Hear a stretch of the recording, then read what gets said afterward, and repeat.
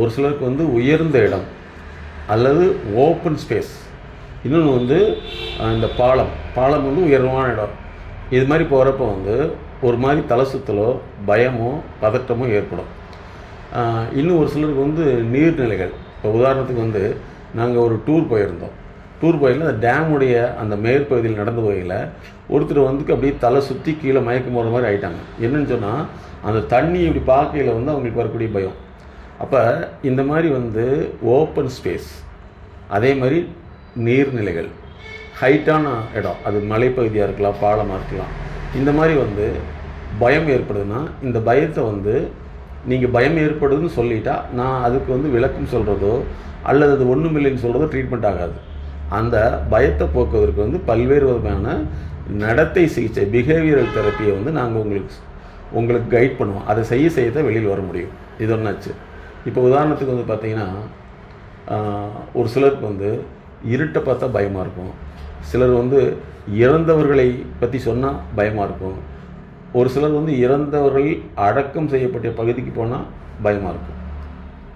அப்போ இந்த பயத்தை வந்து பயங்கரமாக இருக்குதுன்னு நீங்கள் சொல்கிறது வந்து உங்களுடைய நிலை.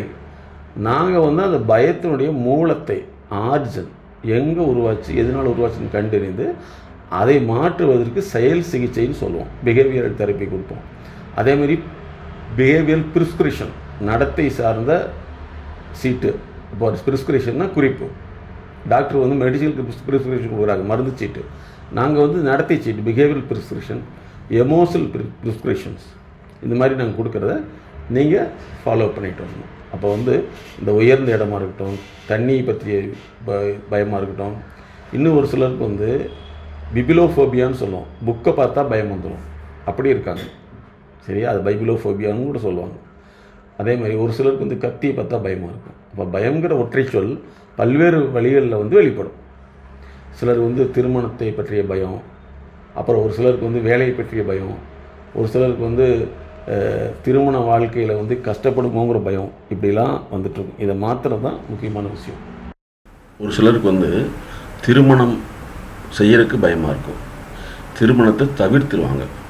ஒரு சிலருக்கு வந்து வேலை நல்லா செஞ்சுட்டு இருப்பாங்க, ஆனால் வேலைக்கு போகிறது பயமாக இருக்கும். இன்னும் ஒரு சிலருக்கு வந்து வேலை செஞ்சிருவாங்களோ அல்லது வேலை சொல்லிடுவாங்களோ அப்படின்னு பயமாக இருக்கும். ஒரு சிலருக்கு வந்து குடும்ப வேலைகள் செய்கிறது கஷ்டமாக இருக்கும். அது பெண்களாக இருந்தால் வீட்டு வேலை செய்கிறது கஷ்டமாக இருக்கும், கிச்சன் வேலை செய்கிறதுக்கு கஷ்டமாக இருக்கும். அவங்களுக்கு பயம் அதிகமாகிட்டே இருக்கும். அப்போ பயங்கிறது வந்து ஒற்றை சொல். பயத்தினால் வரக்கூடிய உடல் ரீதியான, உணர்ச்சி ரீதியான, செயல் ரீதியான, நடத்தை ரீதியான, சமூக ரீதியான பல்வேறு தொடர்புகள் வந்து அதிலோடு இணைந்திருக்கும். அந்த தொடர்புகள் சார்ந்த பயங்களும் அவங்ககிட்ட சேர்ந்திருக்கும். அப்போ பயங்கிறத நீக்கிறதுக்கு டீசென்சிடைசேஷன் தெரப்பி அப்படிங்கிறது மூலமாக ஒவ்வொரு அந்த பயத்தினுடைய காரணங்களை கண்டறிந்து தான் மாற்ற முடியும். இது அட்வைஸ் பண்ணுறதோ இந்த கவுன்சிலிங்னு சொல்லி ஆறுதல் பண்ணுறதோ அல்ல. இது மருந்தில்லா மனோதத்துவ உளவியல் சிகிச்சை. அப்போ மாத்திரங்கிறது நீங்கள் கேட்குற கேள்விக்கு நாங்கள் சொல்கிறது பதில் ட்ரீட்மெண்ட்டாக மாறாது. நீங்கள் சொல்லக்கூடிய இதுக்கான மூல காரணத்தை கண்டறிந்து அதை நீக்குவதற்கான ஸ்டெப் பை ஸ்டெப் ப்ரொசீஜர். அதே மாதிரி நாங்கள் அடிக்கடி என்ன சொல்கிறோம்னா, சில விஷயங்களை தவிர்த்துக்க சொல்கிறோம். இப்போ உதாரணத்துக்கு வந்து நான் உங்கள்கிட்ட சொன்னது தான், ஒரு காட்டு பகுதி இருக்குது, அங்கே ஒரு சிங்கம் இருக்குது, அந்த வழியில் போகாதுன்னு சொல்கிறோம். ஒருத்தர் சொல்கிறாரு, அப்படிலாம் பயந்துட்டு இருந்தால் நீ கோழையாயிருவ அப்படின்னு சொல்கிறாருன்னு வச்சுக்கோங்களேன். நான் வந்து பயப்பட மாட்டேன் அப்படின்னு சொல்லி அந்த சிங்கத்தின் வழியாக நீ போய் மாட்டிக்கிறது அது தவறு. ஆனால் வேறு வழியே இல்லை, நீங்கள் அந்த சிங்கத்தின் பாதையை தாண்டி தான் போகணுமா, அதற்கு நாங்கள் சொல்லக்கூடிய வழிமுறைகளை நீங்கள் பயன்படுத்தி அதிலும் தப்பிச்சுக்கணும். கோழை அப்படின்ட்டு நம்மளை வந்து ஒரு சிங்கத்திட்ட போய் நிறுத்தி வச்சுட்டு கோழைன்னு சொல்ல முடியாது. உதாரணத்துக்கு வந்து பார்த்திங்கன்னா, இப்போ மேடம் சொன்ன மாதிரி தான், ஆதிவாசிகள், காட்டுவாசிகள் சிங்கத்தோட யானையோட வாழ்கிறாங்கன்னா அது அவர்களுடைய போங்கு, அவங்களுடைய மொழி தெரியும். உதாரணத்துக்கு வந்து ஒரு யானை வந்து ரொம்ப ஸ்பீடாக வருது, ஒருத்தர் காரை விட்டு இறங்கி ஒரு கையில் வந்து சும்மா இப்படி போன்னு சொல்கிறார், அது வாட்டில் போகுது, அது அப்படி நின்றுக்குச்சு. அப்போ அந்த அனிமல் லாங்குவேஜ், அந்த மிருக மொழி தெரிஞ்சதுனால அவங்க அதை டீல் பண்ணுறாங்க. அதே மாதிரி தான் நாங்கள் வந்து ஒரு மனித பிரச்சனைகளுக்கு மனித மொழியை நாங்கள் உங்களுக்கு செயல் வழியாக செய்ய வைக்கிறோம். இப்போ எல்லா பிரச்சனைக்கும் காரணம் என்னென்னா வார்த்தைகள் தான். வார்த்தைகள் ஒரு பிரச்சனையை உருவாக்குது.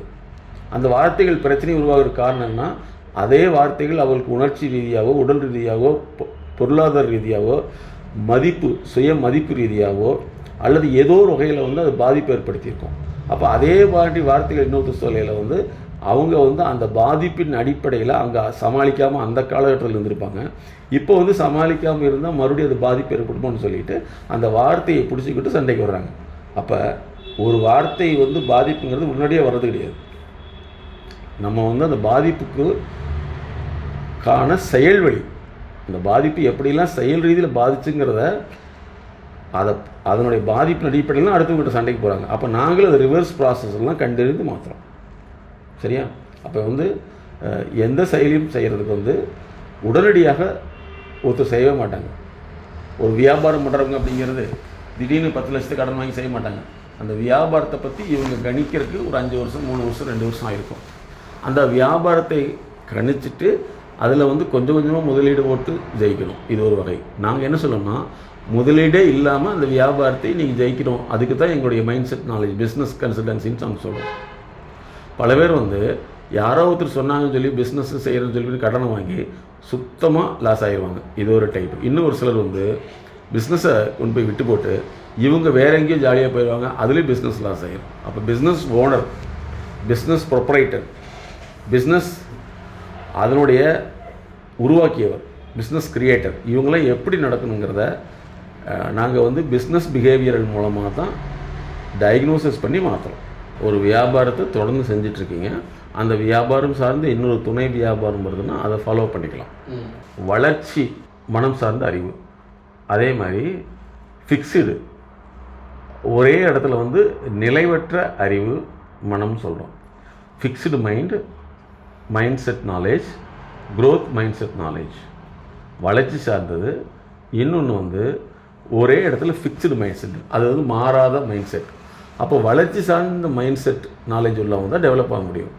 ஃபிக்ஸ்டு மைண்ட் செட்டுங்கிறது வந்து அவங்க அந்த காலத்தில் வந்து எதை நினச்சிருந்தாங்களோ எப்படி நடந்ததோ அதே நிலையில் தான் இந்த காலத்தையும் பார்ப்பாங்க. அப்போ இந்த காலம் மாறி இருக்குது, மக்களுடைய விருப்பம் மாறி இருக்குது, மக்களுடைய டேஸ்ட் மாறி இருக்குது. இதை மாற்றி அமைக்கிறதுக்கு தான் பிஸ்னஸ் கன்சல்டன்சி வேணும். ஒருத்தருடைய மன அறிவை, செயல் அறிவை, நடத்தை அறிவை, மக்களுக்கு தேவையை புரிந்து கொள்ளும் அறிவை மாற்றி அமைத்து அவங்கள வளர்ச்சி அடைய வைக்கிறது தான் க்ரோத் மைண்ட் செட் நாலேஜ், வளர்ச்சி சார்ந்த மனப்பதிவு சார் அறிவுன்னு சொல்கிறோம்.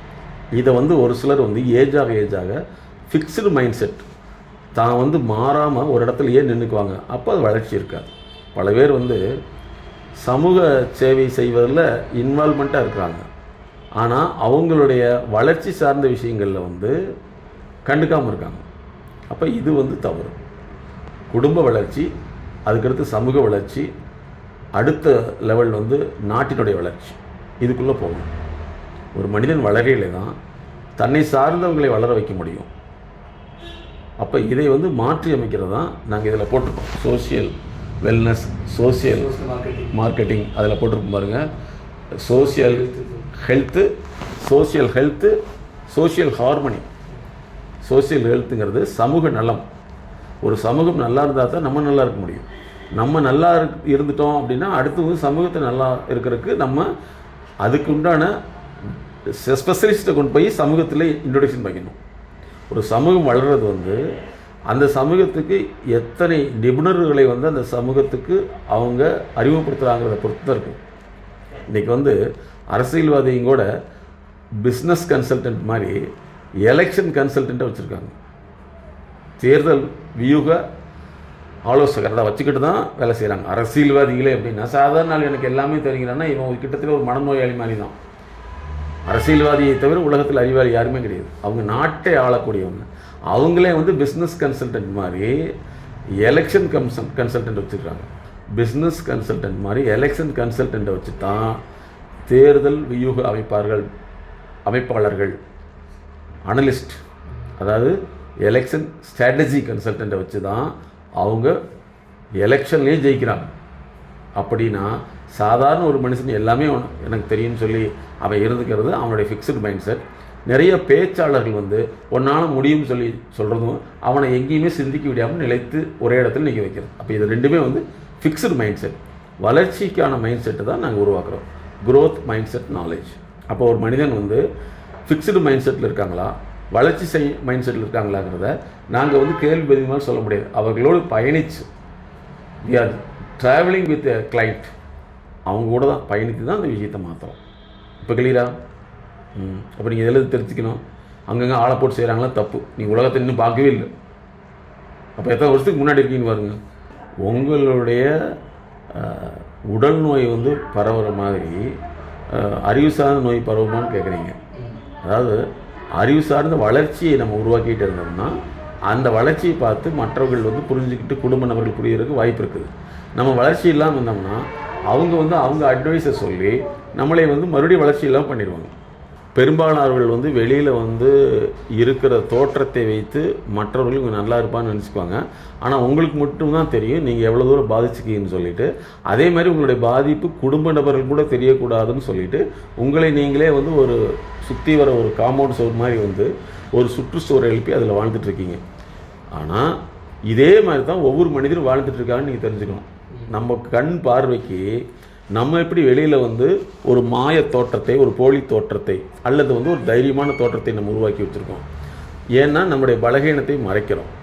பலகீனத்தை மறைக்க வேண்டியதில்லை, அதை நிவர்த்தி செய்யணும் அப்படின்னு நீங்கள் தெரிஞ்சு இப்போ வந்திருக்கீங்க. அது பாராட்ட வேண்டிய விஷயம். ஆனால் இதே மாதிரி தான் ஒவ்வொரு மனிதரும் தன்னுடைய பிரச்சனையை வெளியே தெரியக்கூடாது அப்படின்னு சொல்லி மூடி மறைச்சு தனக்குள்ளேயே வந்து நோயாளியாக மாறிட்டு இருக்காங்கிறதான் நம்ம கண்டுபிடிச்ச விஷயம். அதுக்கு நீங்கள் நல்ல ஒரு உதாரணத்தை சொல்லியிருக்கீங்க.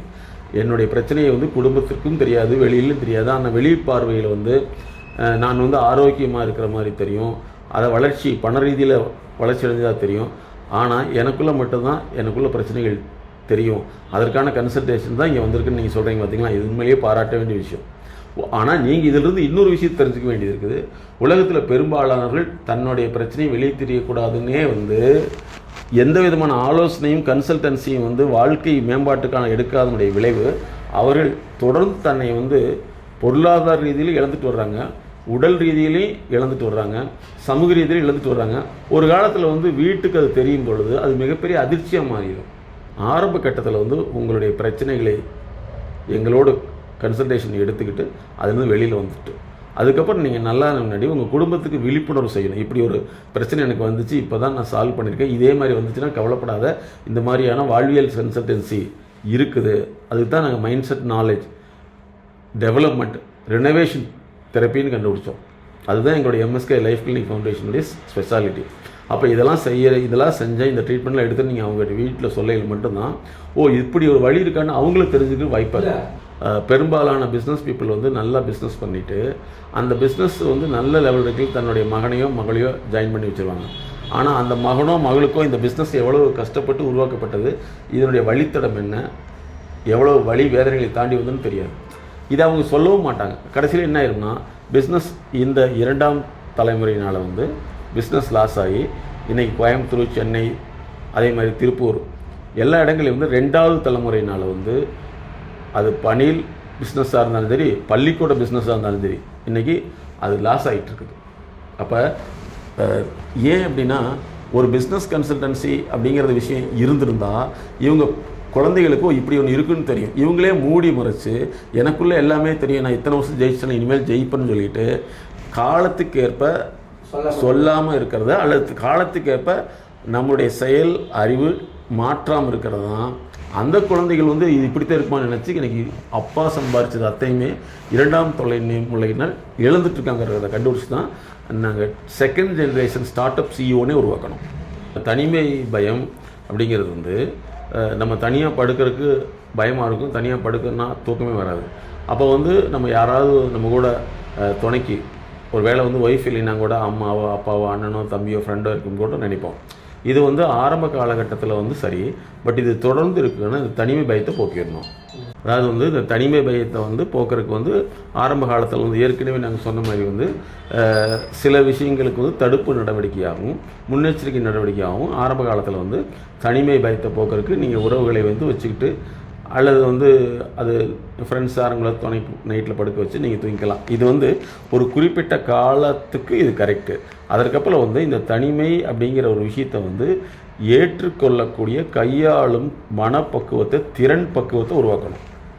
நாங்கள் என்ன சொல்கிறோம்னா மனப்பக்குவங்கிறத விட எங்களுடைய எம்எஸ்கே தியரி என்னென்னா மனம்ங்கிறது அறிவினுடைய தொகுப்பு. அப்போ அறிவு சார்ந்த கையாளும் திறன், தனிமையை கையாளும் திறன், தனிமையை நம்ம எதிர்கொள்ளும் திறனை அதிகப்படுத்திக்கணும். அதுக்கு தான் எங்களுடைய எம்எஸ்கே தெரப்பிங்கிறத நாங்கள் உருவாக்கியிருக்கோம். அப்போ இரவில் ஏற்படக்கூடிய பயம், தனிமை பயம், அதே மாதிரி பார்த்திங்கன்னா நம்மளை அறியாமல் கற்பனை பயம், இதெல்லாமே ஆரம்ப காலகட்டத்திலேயே இதை குணப்படுத்திட்டோம்னா இது பின்னாடி தொடராது. இல்லைன்னா பல நேரங்கள் பாத்ரூம் போகிறது கூட பயமாக இருக்கும். எங்களுடைய ஆய்வின்படி மனம்ங்கிறது உங்களுக்கு ஒரு நாளையில் பாதிப்பு ஏற்படுத்தலை, எத்தனை வருஷமும் பாதிப்பு ஏற்படுத்தியிருக்குதோ அந்த பாதிப்பு எங்கேயுமே போகாது. மனசுக்குள்ளே அங்கே ஒரு எடிட்டர் உட்காந்து இது வேண்டான்னு தூக்கிடலாம் மாட்டாங்க. குடலில் ஏதாவது நச்சு பொருள் ஏற்பட்டுச்சுன்னா டிசென்ட்ரியாவோ வாமிட்டாவோ வெளியில் வந்துடும்.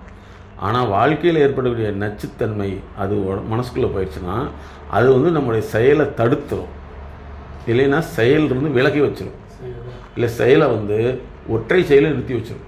அப்போ இதை மாற்றுறது வேறு, குடல் வேறு, மனம்ங்கிறது வேறு. ஒரு குறிப்பிட்ட ஏஜ் வரைக்கும் எந்த விஷயம் பயமாகவே தெரியாது. இப்போ எங்ககிட்டே என்னென்னா ஒரு 30 வயசு 40 வயசு வரைக்கும் எல்லாத்தையும் சமாளிச்சிடலாம்பாங்க.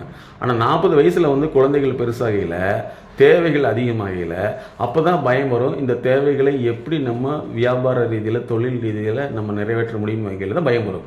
ஆனால் இதே பயம் 25 வயசில் வராது. வந்துட்டால் பின்னாடி சமாளிச்சுக்கலாம்னு தோணும். ஏன்னா அப்போ பொறுப்புகளும் இல்லை, நமக்கு சப்போர்ட்டுக்கு 25 வயசில் பேரண்ட் இருப்பாங்க, சொந்தக்காரங்க இருப்பாங்க. ஆனால் அதே 40 வயசில் பேரண்ட்டு இருந்தாலும் அவங்களால உதவி செய்ய முடியாது. பொருளாதாரம் அப்படியே இருந்தாலும் அதை முழுசாக கொடுக்கறக்கு அல்லது செலவு பண்ணுறதுக்கு முடியாது. அப்போ அந்த இடத்துல 40 வயது தான் ஒரு மனிதனுக்கு மிகப்பெரிய பிரச்சனையான வயதாக மாறி, பெண்களை பொறுத்தவரை 32 வயசு பிரச்சனையான வயதாக மாறிடும்.